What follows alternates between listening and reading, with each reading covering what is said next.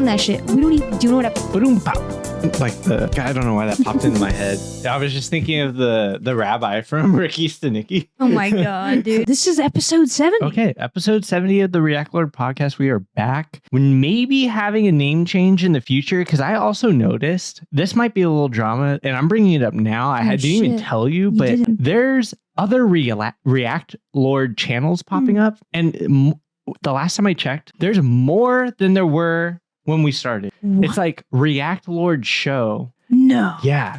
I'm going to check it out right now. Hold on. I don't know. Since when? When I looked it up, it was like at the beginning of last week, I think. Or whenever the last. Okay, well, we're still one. We're still number one, baby. When you type it in your computer, maybe. Oh, that's right, dude. That. The Awakening Alive. What the heck is that? What is this? What the heck is that? Who are you? Oh my God, it's like a cult Discord server or something. Maybe. I want to say it has to be related to the other Reactlord. Yo, they're popping off though. Oh, I don't know. It's just Discord. It's what's the most popular video. Oh, I only got one. This is the only one you're worried about? Because we can Chapo. That's kind of dope. What? That's wild. Okay. No, it's just that like this guy seems way more invested in having the Reactlord title since he has multiple channels named it. And we've always been talking about changing our name. we've never been down for the cause of just being the Reactlords. You're not wrong. Oh, and it's like we do variety. You know, we pop off with like Fortnite videos. You know, we do and daily games. Like You're not there's wrong. got to be something where we can associate variety streaming in the name, or we're just having a name and the name get associated with variety content. Okay, what if we make a plea right now? Look down the barrel of the camera. Ask Reactors that we've unfortunately named. Reactors. What do you guys think of the name? What should we change the name to? If you've been here watching our content, what do you hear in your mind's eye? I feel like we're asking for trouble with this one. Asking the ether to there's name no a wrong podcast answer. / Put it variety in the comments. channel. There's no wrong answer. Put it in the comments. No, there is a wrong answer. We will determine if they're wrong or not. But how about this? Wrong answers only. Name this channel. I'm asking for trouble. I'm asking for trouble. That could be a fun idea, though. Yeah, I think so. I think no matter what, it's going to be funny or it's going to work. All right, we're doing it. This is us doing it. Drop the comments and let us know. That's it. We're going to do it. All right, and we'll see. We'll shout out the top 3 that we like. Yeah, we'll run a poll. Yeah, we'll run a poll. Yeah, and if not, we'll just put it in a hat or something. Make it more like random number generator-esque kind of vibe. That'd be sick, actually. We reserve the right to say no to all of them, though. Oh, yeah. But we will still bring our 3 favorites. And we have the right to take your ideas. Yeah. Yeah. Episode 70 of the Reactlord Pod. 70, baby. We have some heavy stuff that we're preloading so that we can have a gradual rise up. I forgot what's on the docket, fam. Because overall, the podcast is a positive experience for us. So when we bring sad news, it's like, it's weird. We have to tone down. Yeah. I mean, we were just talking about you had coffee too early. And so like you're dragging. I've had 3 cups of coffee. 3.5 if you really count like. That's too much coffee, brother. I think it's okay. I think it's too much. You're a barista. How many milligrams of caffeine is that? And how much would kill you? Caffeine, you can have a lot when it comes to coffee. Like, so 5,000 to 10,000 milligrams is like hard to get to. Like, I think a cup of coffee has like 300. 800 to 100. Okay. And that's black coffee. Like, I went to go bust open the cold brew from Kirkland right now. How many mgs? Maybe 300. I think cold brew's like in the 300s. So if I had 2 of them, like, I would be okay. I don't think I've ever had 2. I've only had 1.5. I think it would be fine. I have like 3 cold brews. I could have 3 cold brews. I think for me, it always depends on if I've had food. If I have had food or am having food at the same time, I could. Yo, those Panera Bread caffeinated lemonades had 390 milligrams of caffeine in it. So I guess if you had 2 of those, you could have some heart palpitation. That's kind of crazy. Yeah. And I think depending okay, this is me making a lot of generalizations, but generalize. The people who go to Panera Bread are going there because they think it's like healthy, right? Or they're I'm going to push back. I think Panera Bread markets itself as a healthy alternative. Oh, sorry. They said like they're not healthy. Oh, no. Yeah. I was like, I'm going to argue that they would probably be going there because they're making the healthy choice, even though it's so like you think the same thing, right? So yeah, I feel like if you go there, it feels that way. You're expecting to be able to like, oh, it's healthy. I can have another one. If I want to binge a little bit right now, this is probably the healthiest option. I'm going to have 2 lemonades.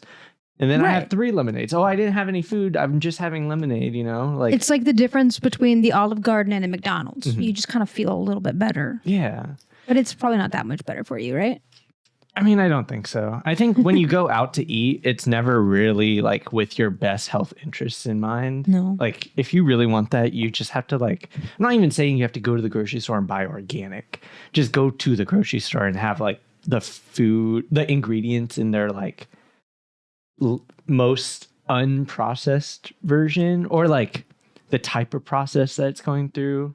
It depends. They're like, it matters what you buy. See, I haven't been thinking much about that. I've been thinking a lot about the sugars that I've been consuming, but I should probably start thinking more about like how it's processed. Like that's what's next. My wife says is like, you know, the processed foods because we've tried to cut out like the heavy sugary stuff. Like I was eating this one snack. I forget what the brand was. I don't want, but it was like 26 grams of sugar per like, two bars, and it was like a Nutri-Grain bar or something. Like it was also kind of marketed as a better snack to choose, right? Than you know just eating like fudge stripes, which I do too. But if you look at the fudge stripes, it's like 19 grams of sugar per like 6 bars, and like 1 bar is 26 grams, and it's just like, what the fuck? Do you know what I mean? But no, I totally know what you mean. Probably the hell. I mean, you know, at the same time. So. Well, bars are like the worst culprits because. So my experience is I love Cliff Bars and I will get Cliff Bars all the time, especially for like hikes if I'm riding my bike for a long time. But those things have like 20 to 30 grams of sugar in them too. Same with like crazy. Naked juices. Like dude, it was the naked juice. I think I was baffled by how much sugar the naked juice had. Yeah. It was so much sugar. I think the problem is that fruit naturally has a lot of sugar in it, but then we tend to put more sugar into things because our minds don't really taste the natural sugar. Like if I'm having a banana, that should be sweet, but you know, my mind's not thinking like, oh, this is sweet. Natural sugar isn't as addicting. That's that artificial good. Yeah. Mainline it into my veins, baby. No, seriously, I was looking at my cold brew too, and I'm like, oh shit, this is like 0 calories, no sugar. It must be healthy, but it's like it's just cold brew. Yeah, like I don't know. I think it's healthier than other options like soda. Yeah, just going back to what you said is like when you go into a grocery store, you need to like contextualize your food too, like just the wherewithal. Go in with some awareness of like what you're picking up. I guess. How did we get here? We were just talking about Panera Bread. Oh, and like eat healthy and the lies. That you know, how did we get there? So I was making the generalization that if you're going to Panera Bread, you're probably going there to be healthy. Yeah. And like you'll probably have a little bit more food than you would normally because it's I think I'm being healthy right now. I could afford it in my body's intake. But it's not really the case. So like you could have a second or a third cup of coffee. You know, it's not the worst thing. And we got there because I drank coffee too early this morning and was on 10 too early before the podcast and was kind of like dragging a bit when you got here. And that was actually a little bit appropriate because some solemn failures happened in some infrastructure today throughout. Multifolded, actually. It was a lot of failure happening all around in Baltimore, Maryland, and a mass casualty event actually has happened. And it's like, I haven't heard of it. And I feel like that's crazy. Yeah, I feel like I'm missing. There's so much happening that I feel like I'm missing these types of things. Like, no, I haven't heard of any. Diddy's house got raided? Yeah. You told me that yesterday. I'm like, I didn't hear about that. Because I'm stun locked on Israel, Palestine and listening to the fucking news about ceasefire negotiations, because that was happening too. If it ever happens, I don't think it will. I don't know. I know nothing. I think it's bad. I think all of it's bad. Not the ceasefire, but like, you know, all of it. It's just all bad. Yeah. It's all bad. But have you condemned Hamas yet? I do condemn Hamas. I do. But other solemn shit, guys. Okay. This actually happened in Baltimore, Maryland at like 1:30 a.m. So you'd think there wouldn't be like a lot of people around, but I guess there was like construction workers and like people commuting to work. It's a city. Baltimore's a city, right? Yeah. Like, I would assume that that bridge is being used at all times. I would assume that too. Like it's a hub, right? But so it happened to be failures on both of the boat and the bridge. So we'll watch kind of what happened, and it's pretty obvious what happened, but this is what happened after.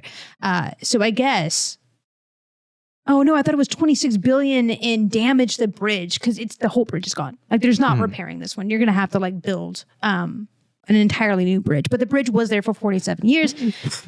So we're losing $26 billion in however you want to measure that, like the economy, right? This or like picture's a its bit projected profit. Yeah, this picture's a bit misleading. Like it's not this whole scope. Like this whole bridge is down just from this one point of impact. Like it's a catastrophic failure. I would love to know, at what year was this bridge built?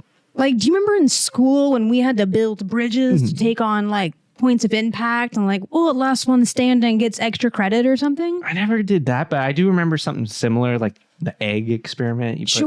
Yeah, this would have failed that. Like there's just, we'll watch the video in a second. Okay. 31,000 people cross a day. The Port of Baltimore is the 9th busiest in the United States, and it moves 26 billion in international freight a year. Oh, so it was $26 billion and like money moves across that bridge each year, and now they're going to have to find like alternative routes. Okay, I get that context now. This is what happened. Oh my God. Yeah.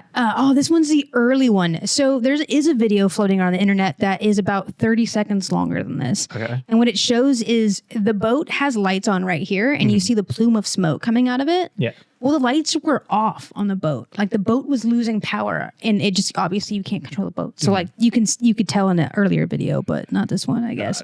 But look at this, dude. One point of impact, the whole bridge just collapsed. They declared a mass casualty event, and like, you know, obviously all of the Coast Guard. I didn't imagine being in a car on that bridge and falling. No, that's my biggest fear. This is like biggest fears come to life. Like, you know how Nikki is. My wife will like put her head between her lap, you know, in her seat as we're going across any bridge with water on it under us. So it's just crazy because it's like it makes me think of all the other infrastructure failures that are happening, and it's a pattern now. It's a pattern, and it kind of freaks me out. Like even before this podcast started, the context being is at the end of this year, we're planning to go to Japan, which means true. We're using infrastructure to get to the airport. We're using the flights. Airport infrastructure to get there. Correct. Until we get to Japan, I'll probably be anxious the entire time because of stuff like this. It's like, it's crazy because we're hearing about planes that are losing doors or wheels, or just like back in like 2015 when whole planes were just gone, missing. Oh, like those two guys that stole the plane and like still haven't been found today. Like two white guys out of Chicago just like stole a fucking 727 or something like that. Something like that. That's nuts, and they're still gone. Yeah. How do you steal an entire plane? It sucks because it makes me nervous to go anywhere or to travel at all. And like the only thing that I want in life is to travel. Like I don't want to be nervous about the travel part. Like that's supposed to be the fun part. I think about trains too. The trains, the planes, and the roads that automobiles use are all failing and they're all breaking. Whether it's like by human error, like we actually go and break it, or if it's purposeful, which like corporations choosing to overload trains or not pay enough people, for example. Or just pure neglect. Yeah. Just pure neglect. That's what it is. Pure neglect. That's also what made me think of like, when's this bridge been built? Like when was the last time it ever got maintained? Probably never. Right. What did that Morning Brew post say? It was 47. It's not even that. Is that an old? I have no architectural, genius. Is that a long time for a bridge to exist? Is this? Yeah, true. I feel like that's not that long, but if it's 47 years and has never been touched since, probably. No, there were construction workers on the bridge. Like obviously they were tending to something, right? But okay. All I know is it doesn't feel like this should have happened. You know what I mean? It just feels really catastrophic for a 1-point contact of like a freight boat to take out an entire fucking. But that thing is like bridge. Huge. The amount of mass and like weight going right. Oh, wrong scene. That thing looks like a battering ram. Yeah, it's like literally a cyber truck in the water. Yeah. Right? Yeah. I wasn't expecting to see that today, and it kind of sucks. Yeah. I have other shitty news too, I thought. Local news time. Dude, I found out about this morning. So you're not missing anything. This just happened on Friday. And it's like, what, Tuesday? Mm-hmm. And obviously it's been quiet in Long Beach. You wouldn't have known if you were following your local news things because the Long Beach Post is not a thing anymore.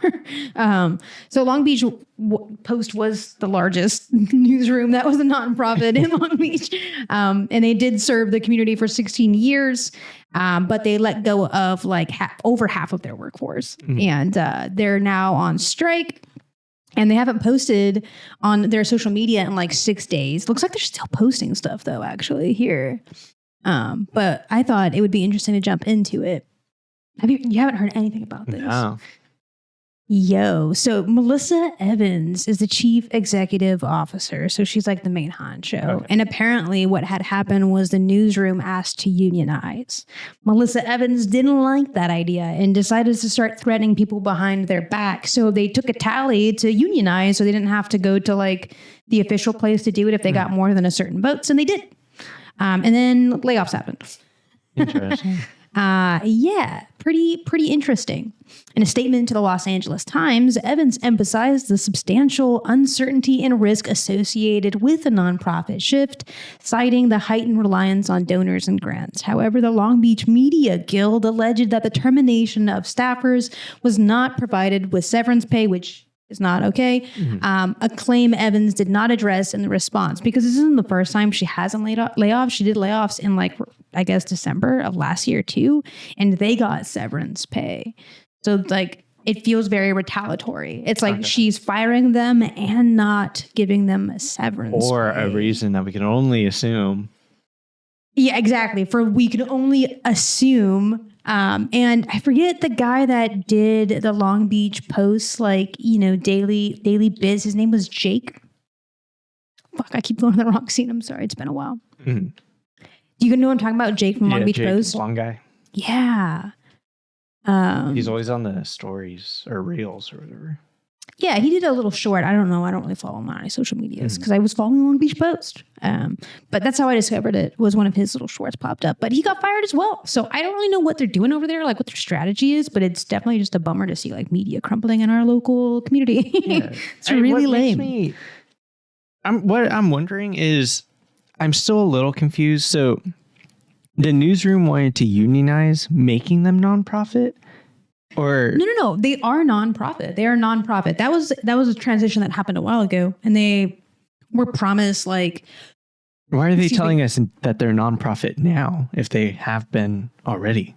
No, they have transitioned to being a nonprofit, and with all of the changes that had, the staff room wanted to unionize. Okay. Yeah. I mean, there's a long list of like labor disputes. If I can find that initial one by Jake.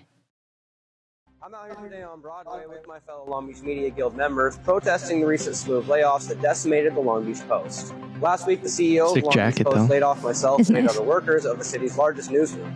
Now the important work that we used to do covering the city of 500,000 people is not going to continue, at least not for the Long Beach Post. CEO Melissa Evans and the board have not met with us in Long Beach Media Guild to negotiate. They have not considered multiple plans the Guild presented to save most, if not all, of our jobs. Melissa Evans, against advisement, signed a 2-year lease for a $6,000 a month office that we don't need. December, but we'll pause there. That's pretty good. Why? For an office for who? An office for who? Who's going to use it? Melissa Evans, dude, from Long Beach Post. Dude, that's going to be one big freaking office. I'm willing to consider a pay cut to make our budget work. She claims she wants to save the newsroom, but it's clear she just wants to save herself.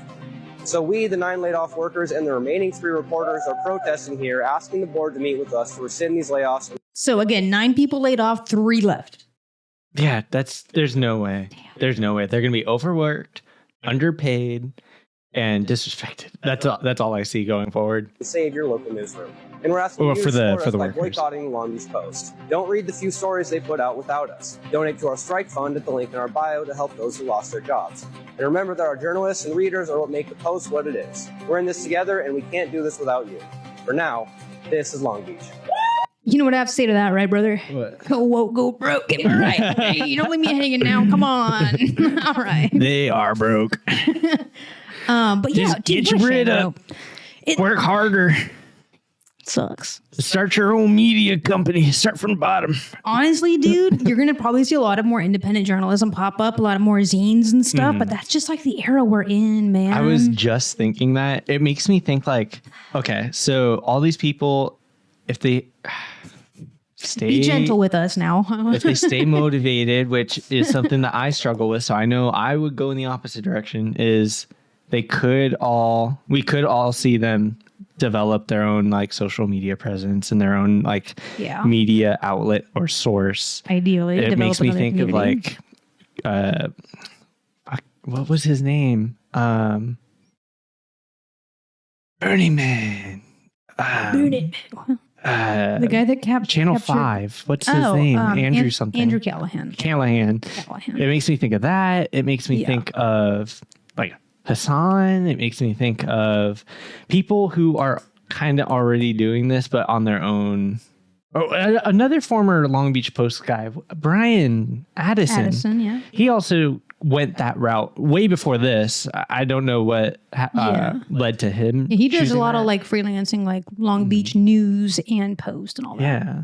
So I think it sucks that they're pushed in that direction. Yeah. Because it makes me like, if they can somehow, I'm sure they're already monetizing their own content, but now they kind of have to rely on that. Maybe. I don't know. You'd be surprised how many journalists don't have a social media presence. You know what I mean? I can't even think of that many that do. And I follow a few on my Twitter, X, whatever. I don't know, dude. It's just a tumultuous time out there. I don't know. Things are heating up. And I don't know. They're feeling kind of bubbly. Yeah. We're all going towards the independent contractor. Right. Tax form. Yeah. Again, it's 1080? Just all this is doing is putting out more qualified candidates into the unemployment line. Mm-hmm. It's crazy. It's fucking nuts, man. There's a lot of parallels too with like news media to like tech startup. I feel like it's kind of mirroring itself right now. Dude, it's all sectors. Yeah. You know what I mean? Like it's tech, journalism, media. I mean, entertainment for sure. Mm-hmm. Shit. Even social media platforms are dishing out less for monetization of content. You know what I mean? Like everyone's tightening the belt, so to speak. I don't know. People do say that it's a recorrection from like overhiring in 2020, but I felt like obviously we worked in education at that time and we saw a lot of our sector get cut, didn't we? So it just one thing after another. That's the way it feels. And it sucks too, because it's like, I know you're just repeating overhiring. It's not like, I feel like that shouldn't be the way we think of it. The entire Biden administration was like, we're going to create jobs. We're going to put people back to work after this pandemic. Sure. So how could it be overhiring if we were just hiring what we lost? Okay. So people need the job. I don't know if you want to get into it, but he was primarily talking about like infrastructure jobs, right? What we're looking at is pretty much anyone that is relying on private money or public money for that matter, because the public money is also going to debt, I guess is one way to put that. And then the VC money or any private money that is might have been dished out earlier, right? Because they were getting subsidies from the government has also kind of dried up.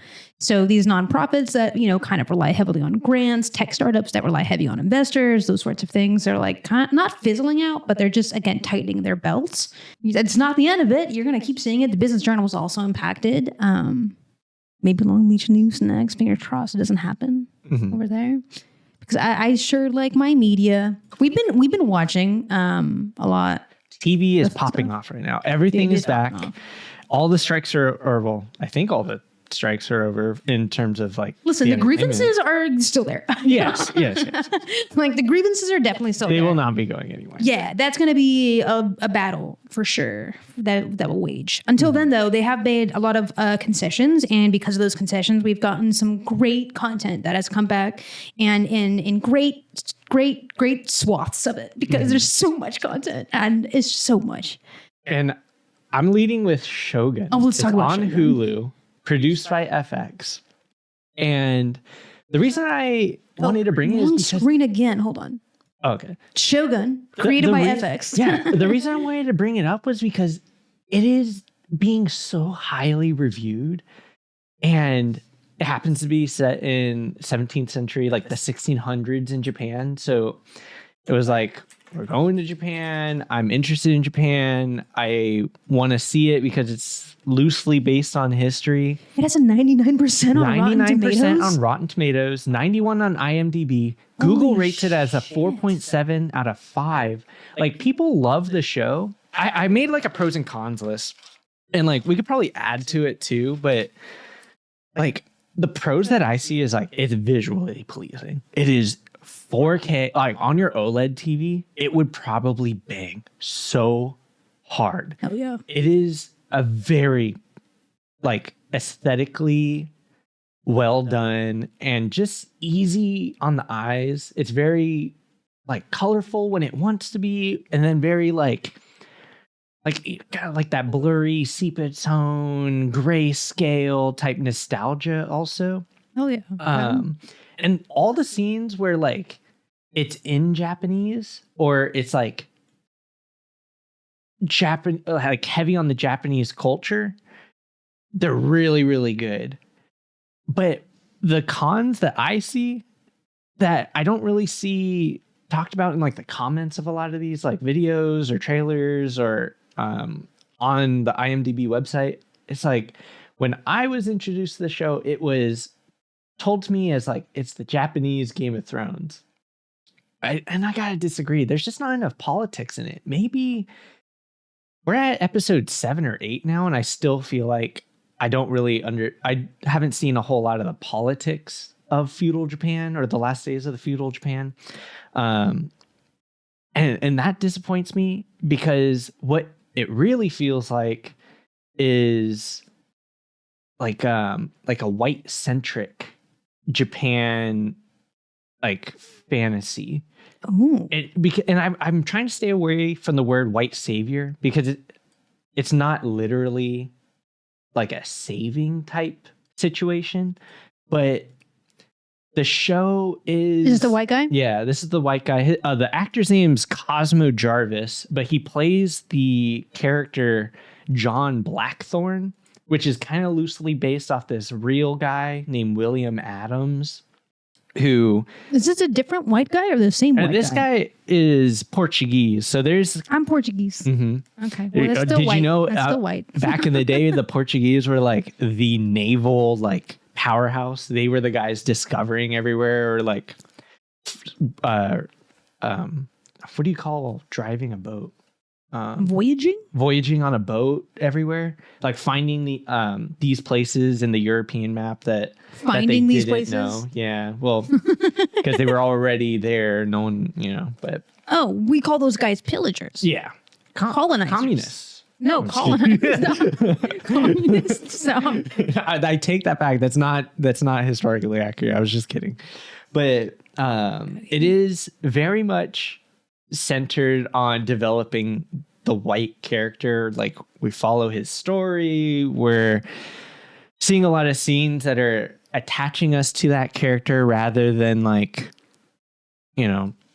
Japan in totality. It very much reminds me of The Last Samurai, which has a crazy connection to this show. Is that one of the actors that plays the actual that I'm assuming will become the Shogun, one of the main characters, Hiroyuki Sanada. I did ask you to bring a tab just so we could like quickly see this. Actually, like great actor. This guy has been in so many movies that I enjoy. But the parallel that I saw was it's in the 3 like movies that are like in Japan, he is the supporting actor to a white main character. I'm thinking of 47 Ronin with Keanu Reeves, The Last Samurai with Tom Cruise, and then this show, Shogun. Because as much as I would like to say that Toranaga, the character that Hiroyuki plays in the show, is the main character, we don't see him as much as Blackthorn. Like, we have been living with Blackthorn for like almost all spoiler episodes. Yes, yeah, it's not that much of a spoiler once you see the first episode. Okay. But it does give me this like white centric Japan story, which I view as a con because I thought it was going to be a Japanese historical drama, which is, but at the same time, I feel like they could have taken it a different direction, given that this show was already made in 1980. So we've already got a version like this, even though the reviewers say it's more subdued now. It's less white centric. Okay, so this is the less white centric version. Yeah. And you're still not happy?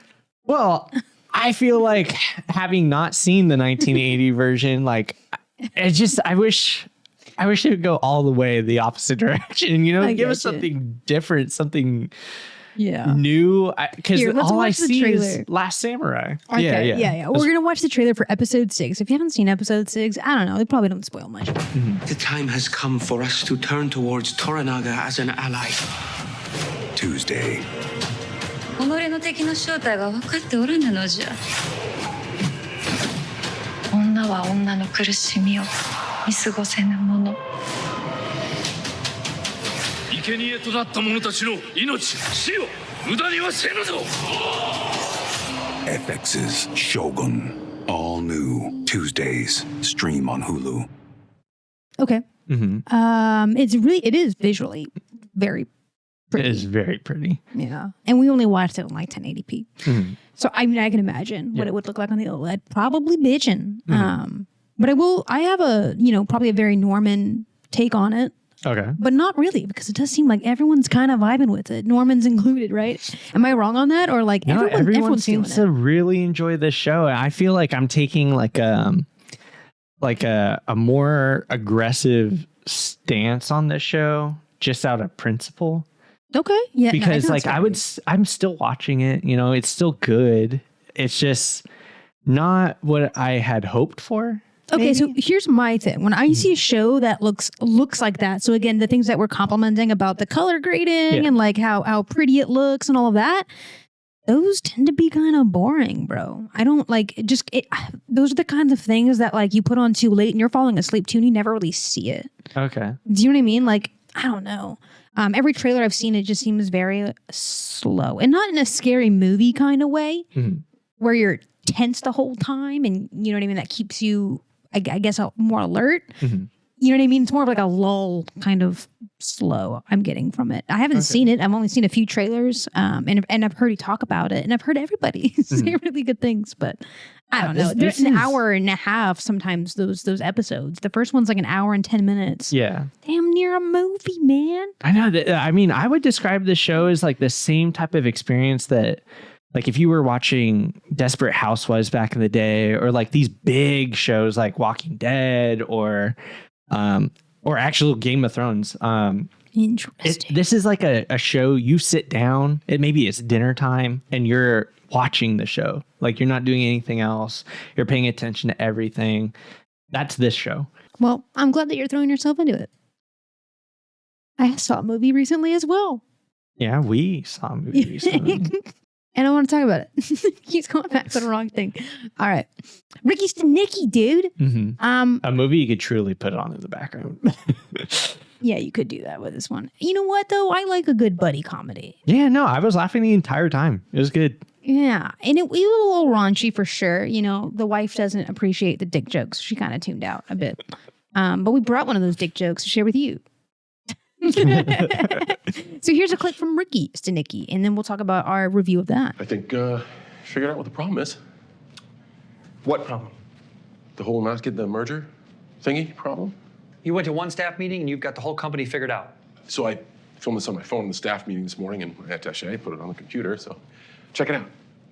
San Francisco, and we See? are an old money New England See? company.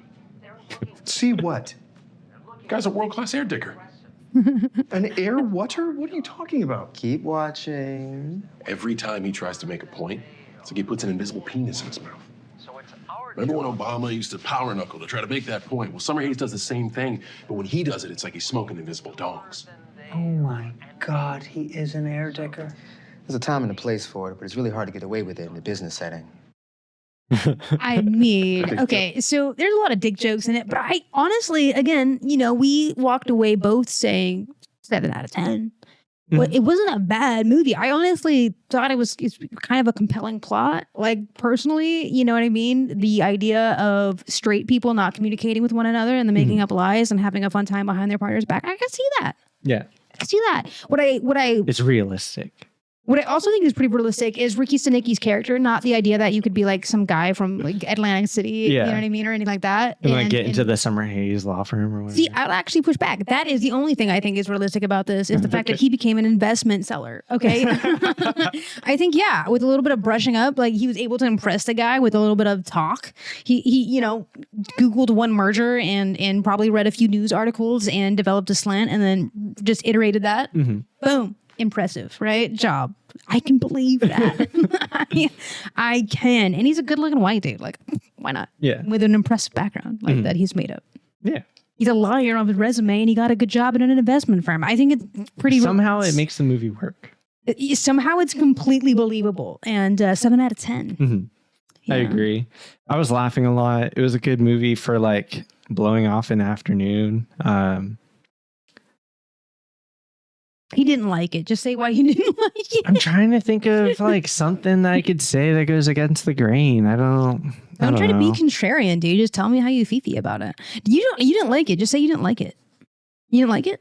Why are you telling me what to say? Because you can't think of anything you liked about it. Yeah. Can you think of more things that you didn't like about it? Would that be easier? Because maybe you didn't like it. No, I literally just said I'm trying. I can't. I guess I wouldn't have put it on myself. It was like definitely a watch it with your friend movie. Yeah, we put on Roadhouse first. Yeah, I would have watched that too. Yeah, Will Neff's review of it was lackluster. Yeah. Yeah. Okay. I mean, didn't have me jumping and skipping to the remote to watch it. The first one still just holds up so well. Why watch the new one? Why fix what's not broken? Exactly. Yeah. New IP. I think that should be the lesson is new IP, even if it fails, because boring out here. True. If our third was here, she would mention that she'd been watching Damsel, and that was, I believe, with the Stranger Things character. Okay. Actress. I forget her name. Stranger Things. Billy Bobby Brown? That one. Yeah. I guess it was good. Okay. I wish I knew anything because I didn't want to watch that one either. Again, that also seemed kind of like a film that would be boring to watch. Maybe I just don't appreciate a period piece if it predates like 1900. I truly don't. I think I'm just uninterested in 1900 and anything prefacing it. Okay. Is that weird? Like, I think that's just what my interests are. I'm realizing that now. Like, Shogun's also kind of has like a 17th century vibe or something. Like, no, it literally is. Yeah, you know what I mean? And then Damsel's also like, well, that's not true though. I like Monty Python. Interesting. I gotta reflect on my own media choices here. It was just a long movie with vignettes. You could watch it in the background. Every single one's like a good standalone scene or skit. Yeah. Again, I'll examine my own media choices at a later date. Just interesting and introspective moment on my end. But what I'm actually watching is not as deep. It's our blue collar workers. Dude, we're so fucking That's back. blue collar, right? It's definitely blue collar. It's like first responder TV. Yeah. I fall prey to propaganda each season. Okay, each season, baby. I'm watching 911, 911 Dallas. Okay, Grey's Anatomy, Station 19's back. All right, we got an alert dropping. We're so back. I'm losing it, man. The inner like 55-year-old woman in me is just so excited. I can't help it. I don't know. That's okay. That's what I'm doing with my life. What's the main arcs going on in these three. Okay, so 911 right now, they're on a boat. Oh, that's so tragic. Yeah. Oh my In God, Boston? the way that we just started the Or Baltimore, podcast. sorry. Yeah, in Baltimore, and now it's like, well, in 911, there's a boat emergency, and it was sinking, and now it's like might be a mass casualty event. So we'll see. It seems like a lot of people got off the boat, but it is a hurricane, so we'll see what happens there because it left us on a cliffhanger. I don't know what's going on. In Grey's Anatomy, we're back, and I don't know what their story arc is going to be this season. It doesn't seem like there's any newbies, so we're probably just going to see some of the students graduate maybe or become not interns, whatever that looks like for them. Because it falls like they're all in residency, right? Okay. Station 19's back, and Jack can't be a firefighter anymore because he has a brain injury, so might be kind of tragic. CTE. Yeah. And then Herrera became captain.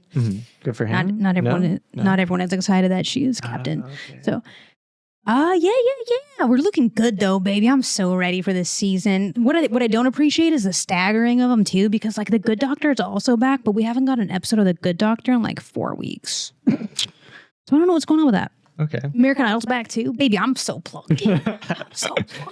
I'm ready. Do you have so many shows? I have this one. I just wait every Monday for this show to come back so I can watch the new episode. Law and Order SVU every Friday. Let's go. Hell yeah. Dude, I'm so plugged in. I'm so plugged in. But that's it, dude. That's all I fucking got, right? Oh no, big news, boys. McDonald's gonna sell Krispy Kreme starting in 2026. Wow. Okay. That's crazy because Ralph's is carrying Krispy Kreme too. Yeah, they are. I was gonna say that. They've been doing some pretty cool collabs. They had some seasonal ones as well. Like they do fun shit. Okay. So, but yeah, this guy says I 100% plan to make a Krispy Kreme donut McDonald's shake combo thing. Why do we hate ourselves? McDonald's Krispy Kreme collab merch could be kind of cool. It kind of makes me think, I don't know if this is even real, but someone told me, I need to look into this, but someone told me Wendy's is going to start surge pricing. Oh, yeah. No, they decided not to do that because their stock tanked. Oh, okay. But restaurants are out here doing crazy things, They working are, with dude. people that you wouldn't expect. Brother, we're in tumultuous times. I said that. I said that. Because listen, dude, everyone's tightening up the fucking belts, man. They're firing people. They're charging more. Okay, interest rates aren't going down. Yeah, America's desperate. Yeah. We got to do what we got to do. And that's hopping the fuck out of here. It's ending this podcast. Well, that was episode 70 of 70. what could be the last episode or last 70 episodes could be a good place to end the Reactlord. of the Reactlord podcast. Or we could always keep the Reactlord pod and then just change the channel name. Something to think about, but we're not going to think about it here with you guys. Yeah. Not for you. Stop. Not for you. What could potentially be cool for you guys is with a name change, you guys might not be known as the Reactords anymore. Might have to find a new, more respectable name for our audience. I'm still going to call you guys names behind your back. All right. Well, it's been fun. I'm out of here. I'm V. And I'm Nathan. And we'll catch you next time, whatever that looks like. I love stealing Will's thing to sign off. Bye.